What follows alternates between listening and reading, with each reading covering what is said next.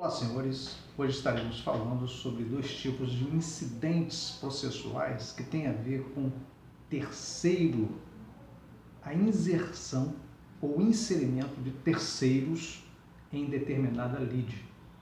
E são essas duas modalidades que iremos falar hoje: denunciação da lide e chamamento ao processo. Esses dois institutos jurídicos, eles são parecidos, mas ao estudarmos os artigos 125 e 130 do Código de Processo Civil, iremos ali ver que existem algumas nuances que diferenciam um instituto do outro. Inclusive, essa questão de chamamento ao processo caiu na última prova da OAB e muitos erraram confundindo chamamento ao processo com denunciação da lide. E nós veremos aqui que existem algumas diferenças. Então, repetindo, são modalidades de intervenção de terceiro em determinado processo. Só que, diferentemente do embargos ao terceiro e da oposição, esses terceiros entram no processo espontaneamente. No caso da denunciação da lide, do chamamento ao processo, os terceiros são convocados, são inseridos ao processo a comparecerem sem que estejam interessados ao processo. Mas quem entrou com ação, determinada ação, ou quem é réu em determinada ação, é que tem interesse de que um terceiro seja inserido no processo através dos institutos denunciação da lide e chamamento ao processo. Então, o que pode dizer que são parecidos esses dois institutos? Em primeiro lugar, que são incidentes processuais. Eles correm nos próprios autos. Então, não é em apenso, é na própria ação. Esses incidentes são inseridos nos processos. Na própria ação principal são inseridos tanto a denunciação da lide quanto o chamamento ao processo. E iremos ver pormenorizadas essas questões no decorrer da nossa fala. Então, o artigo 125 do Código de Processo Civil fala que é admissível a denunciação da lide promovida por qualquer das partes. Então, aqui nós vemos no caput do artigo 125 que qualquer uma das partes pode promover a denunciação da lide, tanto o autor como o réu. O caput do artigo 130 diz que é admissível o chamamento ao processo requerido pelo réu. Aqui já começa a diferença. No chamamento ao processo, só o réu que pode requerer que outra parte faça parte daquela lide. Já da denunciação da lide, isso é admissível por qualquer uma das partes. Então vamos ver o inciso 1 do artigo 125. Então, quem poderá pleitear que outra pessoa, que aquela lide seja denunciada a outra pessoa, são as duas partes, autor e réu. Isso aí já está claro no caput do artigo 125. Então, agora, quais são os tipos de pessoas que devem ser denunciadas a fazer parte daquela lide? O alienante imediato, ao alienante imediato, quer dizer, aquele que vendeu determinado bem, no processo relativo à coisa cujo domínio foi transferido ao denunciante, a fim de que possa exercer os direitos de que da evicção lhe resulta. Então, o que é a evicção? É a perda de determinado bem,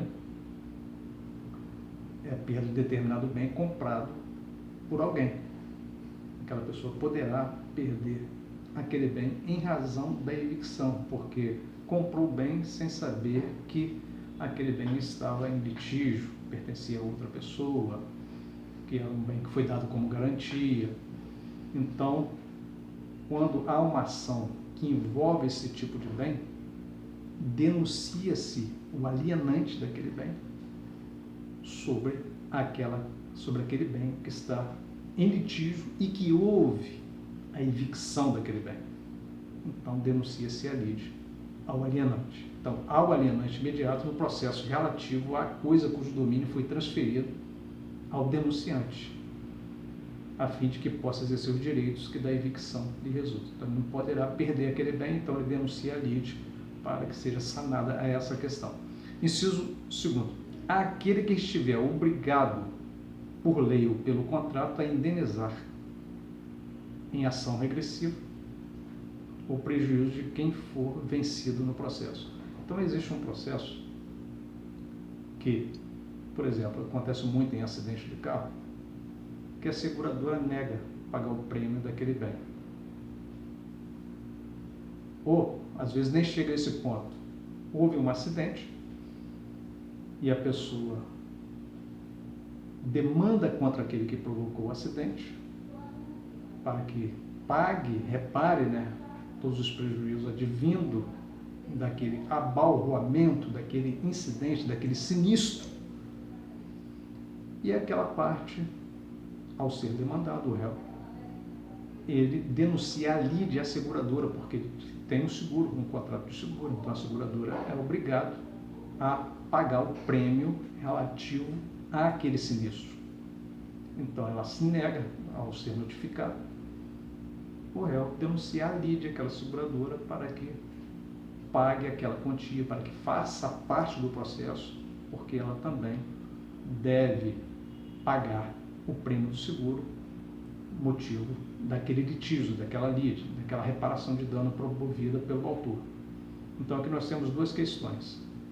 Quando bens, trata-se de bens que poderá sofrer evicção, ou que esteja sofrendo evicção, e também aquele que poderá sofrer uma ação regressiva.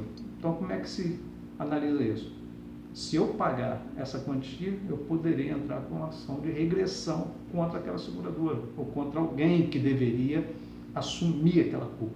Se há essa possibilidade de entrar com ação regressiva, então por que não denunciar a lide, que é um processo mais sério, nos próprios autos daquela ação que está se discutindo na reparação de dano? Então é isso que ocorre. O artigo 130 fala do chamamento ao processo. O chamamento ao processo, então, é admissível o chamamento ao processo requerido pelo réu quando? Do afiançado na ação em que o fiador for réu. Do afiançado na ação em que o fiador for réu. Então, alguém é fiador em determinada questão, determinado contrato. Contrato de aluguel, contrato de empréstimo, é fiador. E o afiançado, aquele que contratou aquela dívida, ele não paga aquela quantia. Ele fica inadimplente. E o autor da ação, aquele que é credor, ele promove a ação somente contra o fiador. O fiador não pode pagar aquela quantia sozinho. A dívida, na verdade, é do afiançado. Então, chama ao processo o afiançado, aquele que realmente é detentor daquela dívida, para sanar aquela questão. Então, o chamamento ao processo aqui, a primeira possibilidade é contra o afiançado, o afiador contra o afiançado. Em segundo lugar, dos demais fiadores, inciso 2, na ação proposta contra um ou alguns deles. Então, são vários fiadores, e a ação é proposta só contra um fiador. Aquele fiador, sabedor que existem outros fiadores, ele promove ali nos próprios autos, aquele réu, também o chamamento ao processo dos outros fiadores. Em terceiro lugar, dos demais devedores solidários, quando o credor exigir de um ou de alguns o pagamento da dívida comum. Então, entra-se com uma ação só contra um devedor solidário. Agora não é mais fiador, são devedores solidários.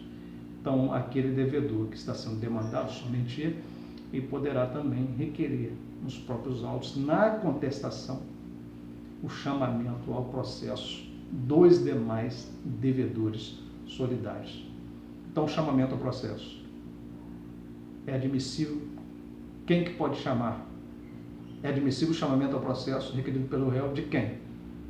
Do afiançado, dos demais fiadores e dos demais devedores solidários. Então, esses são os que poderão ser chamados ao processo. E, voltando a falar sobre denunciação da lide, quem pode ser denunciado à lide? Ao alienante imediato e aquele que estiver obrigado por lei ou pelo contrato, a indenizar em ação regressiva o prejuízo de quem for vencido no processo. Então, essas são as diferenças que estão contidas nos artigos 125 e 130, não tem como confundir. Quem pode requerer a denunciação da lide é tanto autor e réu. No caso do chamamento ao processo, é somente réu. Essas são as diferenças. Então, são processos, são questões incidentais que tramitam na contestação e na petição inicial, através do autor e do réu na denunciação da lide, e só o réu pode chamar o processo na ação de chamamento ao processo. Amigos, são intervenções de terceiros provocadas por quem já está nos autos principais, diferentemente das outras modalidades de intervenções de terceiros. Até o próximo encontro. Um abraço a todos.